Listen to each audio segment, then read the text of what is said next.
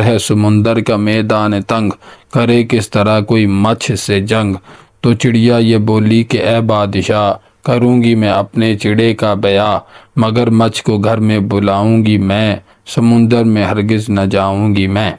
ابا جان نے ابھی اتنی ہی کہانی سنائی تھی کہ سب حیران ہو کر ایک دوسرے کا منہ تکنے لگے۔ بھائی جان سے رہا نہ گیا، کہنے لگے یہ تو عجیب بے معنی کہانی ہے جس کا سر نہ پیر۔ ابا جان بولے کیوں بھائی، کون سی مشکل بات ہے جو تمہاری سمجھ میں نہیں آتی؟ منجلے بھائی نے کہا سمجھ میں تو آتی ہے مگر پتہ نہیں چلتا۔ یہ سن کر سب ہنس پڑے۔ خوب بھائی خوب، سمجھ میں آتی ہے اور پتہ نہیں چلتا۔